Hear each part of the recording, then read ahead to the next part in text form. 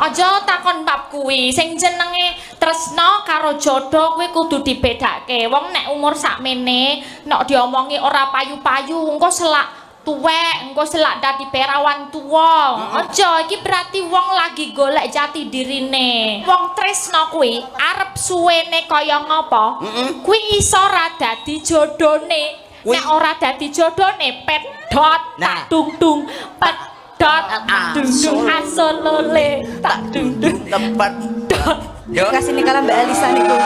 Kowe iki cah cilik iki guru urus aku karo Bu Kesi karo Mbak Lisa nyapo cah cilik melu-melu. Kula kan kepo lho.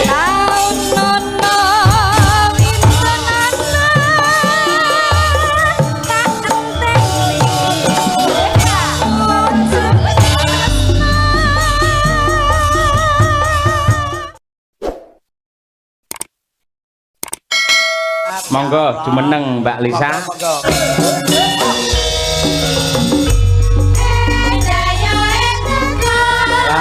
Enggal papatno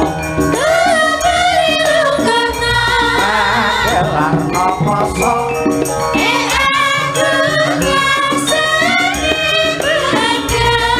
ambalan jagat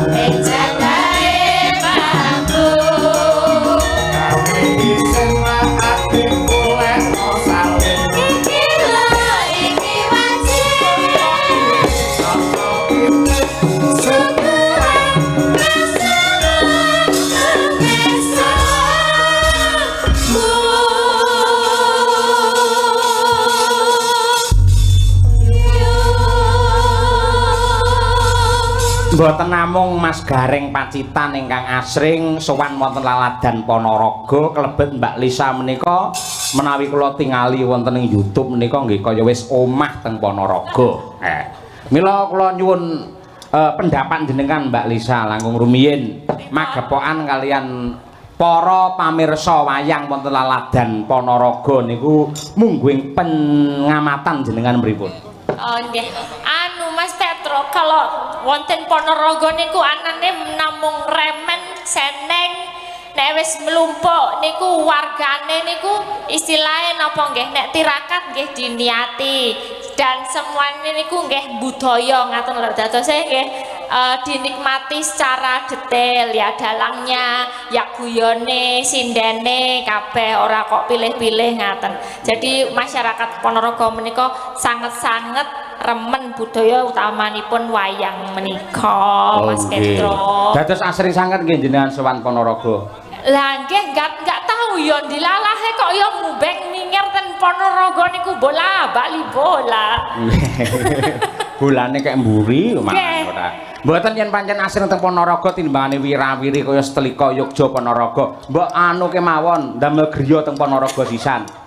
Olah ya rencana, tapi nggih wonten sederek juga sih di daerah Pelancongan itu juga ada. Dados nggih pun asring lumayan lah kalau sama Ponorogo agak kenal gitu. Oh ngaten. Nggih, pomen sing penting wis mangan sate karo nganu apa?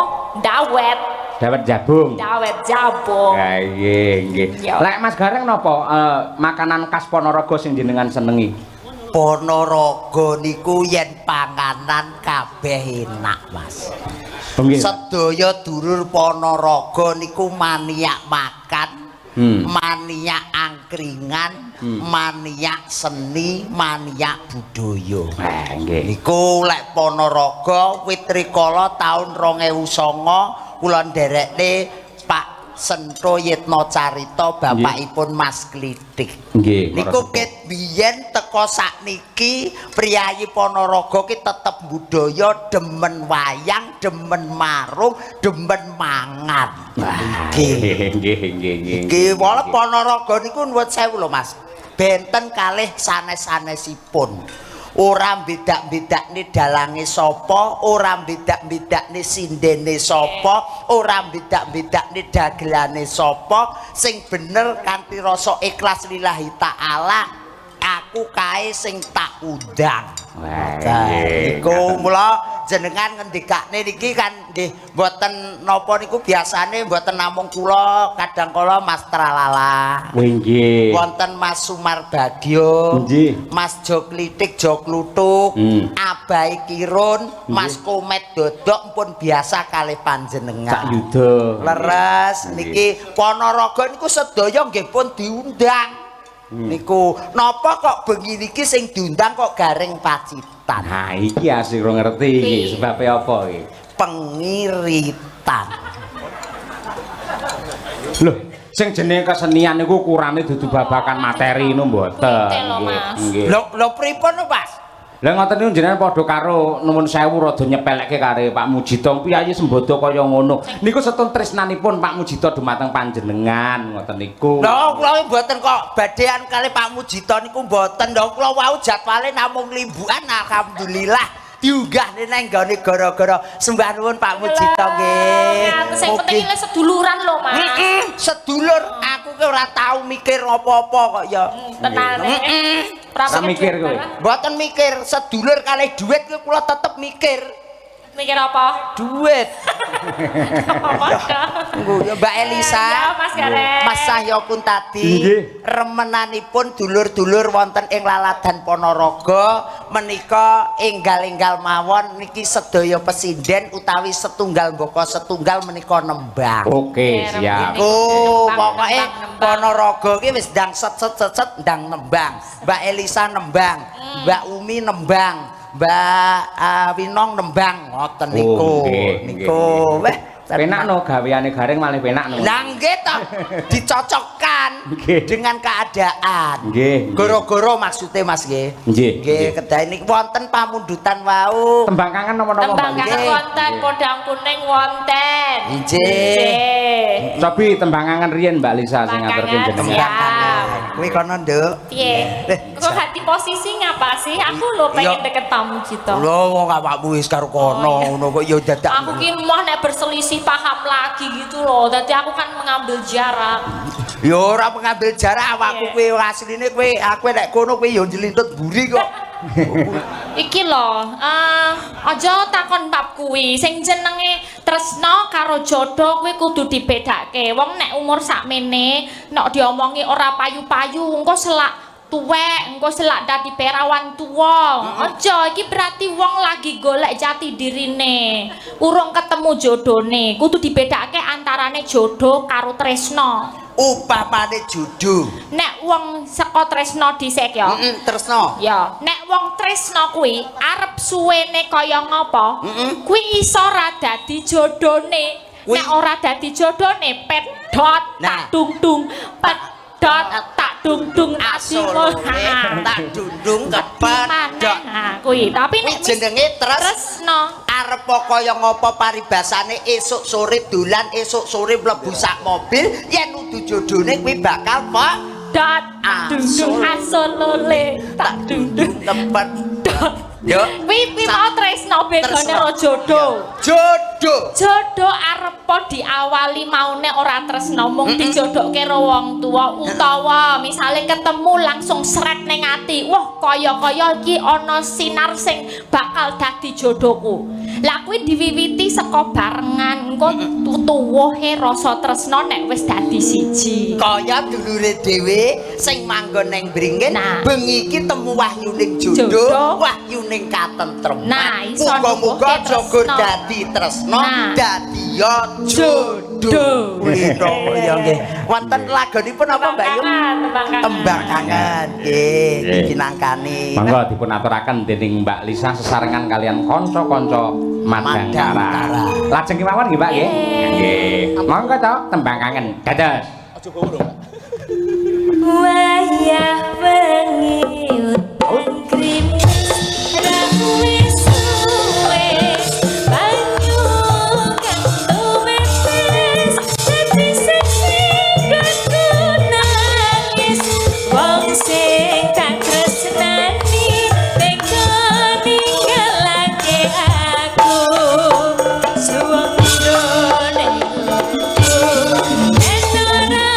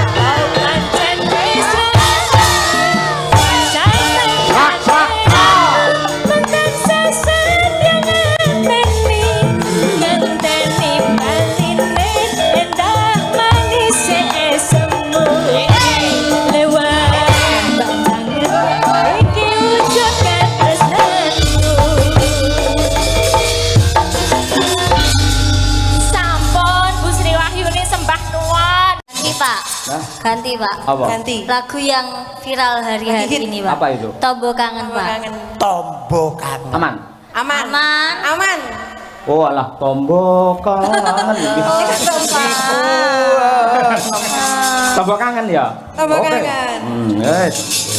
Moga. Aku ben rada ngerti karo tembang-tembang baru. Lah, iki lho Pak jenengan iki. Nggih. Jadi lawas tapi viral lagi naik lagi Pak ya. Lah. Oh iya iya, kaya apa nggih. Hah? Tombo kangen. Ah nggih. Nah, tenan Ya, iki. 1 2 3 4. Nggih. Iki wis tenan kabeh iki sudah dijogete dikompakne. Sing sing pertamane piye, Tik? Aku pengen ngerti. Garingan piye? Mas apa wes lali sliramu? Nah, Dek semono yen dolan karo aku. Heeh. Pancen wes suwe ra tau ketemu. Wes sak mestine lali aku. Waduh. Apa itu?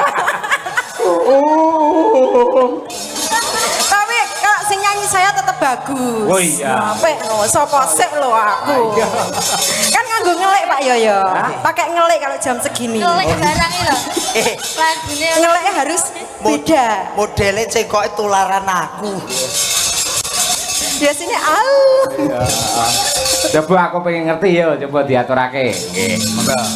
Gong lu to tak iki mau. Ah, nggih. Ya. Wis padha karo Soryudo lah. Ayo. Monggo, tombo kangen. kangen dados.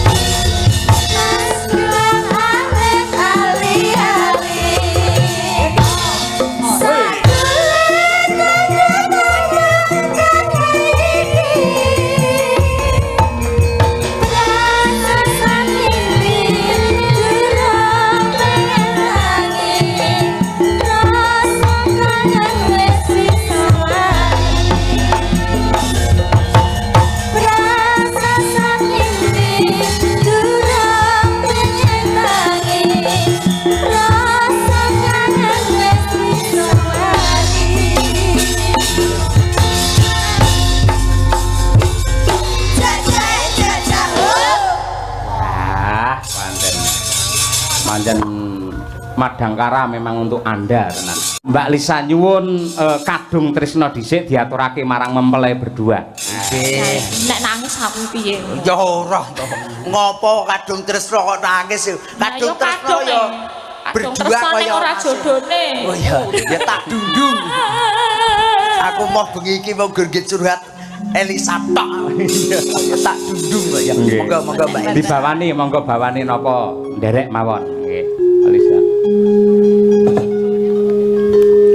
Rina wangi dadi ati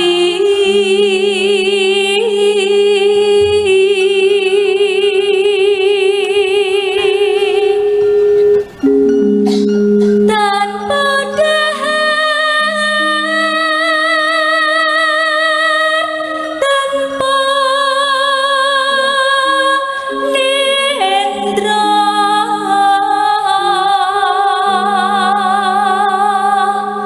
gayung yon marang slirane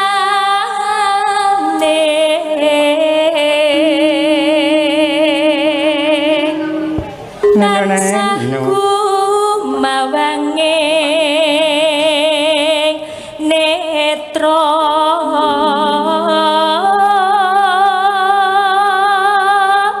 jero ati kadung tresna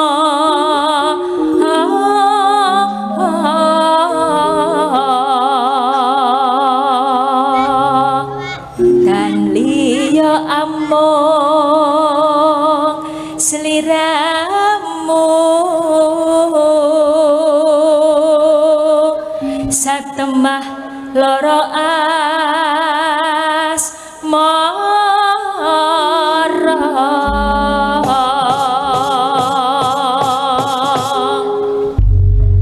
Nggih, digarap orang Rambahan sepisan langgam angka loro ndangdut ning iramane slow. Wah ya kadung tresna. Monggo Mbak Elisa Urcarus alaso. Lamat wis katon tejane yen bo renggaton mancara aduh wiragane sinawang abosene yen kesengut timbuk katut nyoto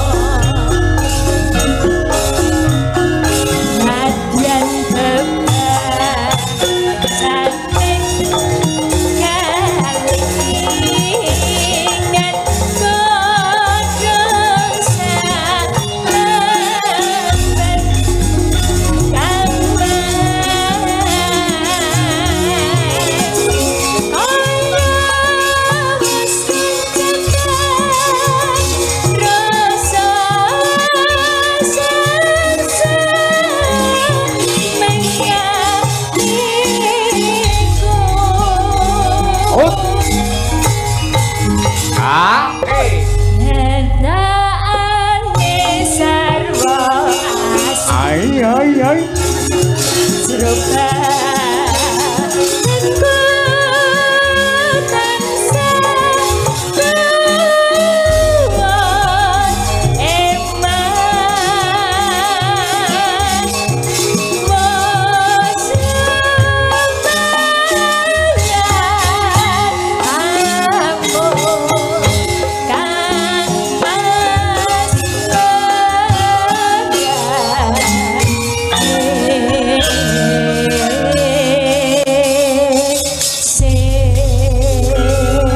Nyuwun tepuk tangan kagem Mbak Elisa Orcarus para lenggah.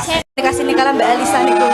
Kowe iki cah cilik iki guru urus aku karo Bu Kesi karo Mbak Elisa nyapo cah cilik melu-melu. Kula kan kepo lho, kula kan sayang Bu Kesi to, Pak. Terus mungkin nek Bu Kesi disakiti kan saya ndak terima. Hah? Gitu.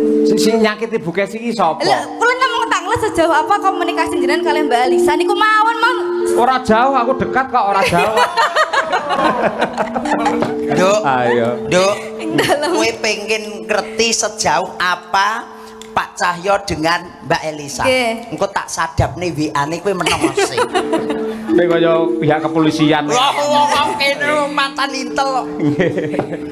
Ninggal katresnan ya nang ya. Nggih. Ayo, nggih tombo kangen suwi ora nembangake kuwi. Ayo, langsung wae rong ramban. Ya, kaya ngono. Winong nawangse, coba diaturake para lenggah sugeng mirsani. Ya, mangga. Jaranan dangdut kreasi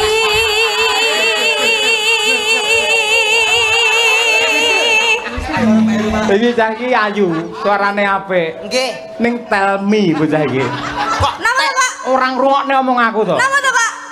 Tanpa ngangge bawa langsung wae. Oh alah. Maaf, Pak, maaf, Pak, maaf, Pak. Duk winong. Sadapane HP kuwi mau aja mbok waca saiki. Wong sadapane HP mbok waca saiki dadi bawa. Iya. Kok ndak kedengeran ya tadi ya? Maaf ya, Pak. Umur kok ya. Iya. Ya wis ora apa-apa mung kadung. Ndak apa-apa wis, ndak sido nek no. Lho aja kadung metu ora sida piye ora. Isin au. Diterusne Pak nggih. Sik tak tekokne Bapak. Saiki sing lenggah wae sing menghakimi. Pripun dibawani mboten, Pak?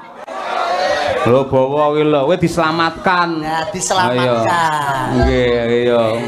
Nggih iya. Iki pikirane ya iki padha karo Mbak Elisa. Kowe seprene ora ndang entuk pacar no wae. Jangan gitulah, Pak. Kuwi lah bocah gur mangan. Kita gede nih ya, kuwi ya gede mung awake tok. Ayo. Lho, kula iki gede atine nggih gede lho, Pak. Paling sak lepek. Mas Cahyo. Mas Cahyo. Apa? Kula mboten patun ngomong. Lah napa? Wong jenengan pun persis kok. Ya. Ya dibacati nang ora apa-apa nang. Ayo ora apa. Ya. Sir kuwi aku menghindari bawa kuwi mergo mau wis dinggi karo Mbak Elisa Smorondana. Nek ora apa-apa, cakepane kan beda. Beda. Enggak. Ngapunten, Pak, mboten mireng wae. Heeh. Tujune kowe cara buah kok ya seger, pamane cara buah kowe pace, tak penging kowe. Untung kuwi mau ya awakmu anggur lho. Ora dadak diubah ndang dilek wae. Ya. Termusuk to. Garenge ngawut anggur mau jane umi lho ayo.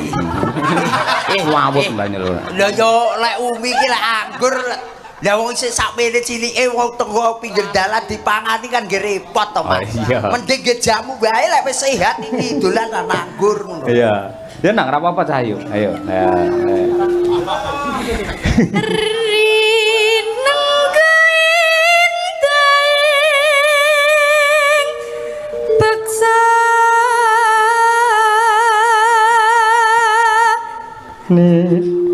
Sentere wejaran pegon luas gemas nuju prana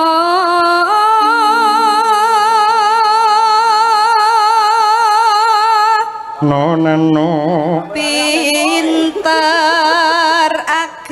gawe prangto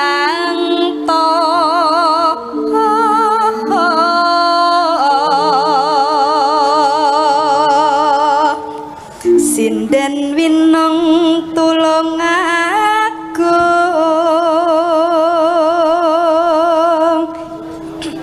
aja nganti ninggal tresno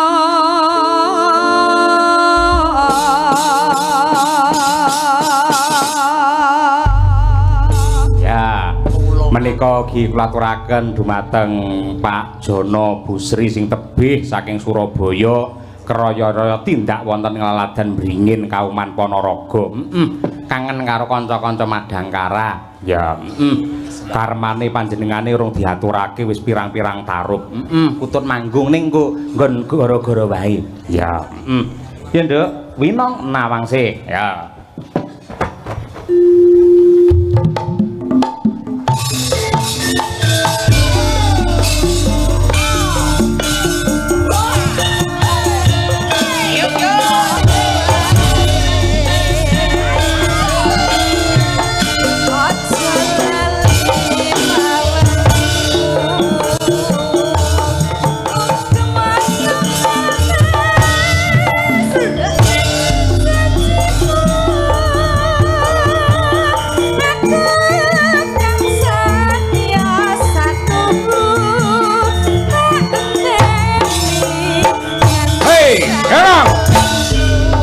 Darano cayu.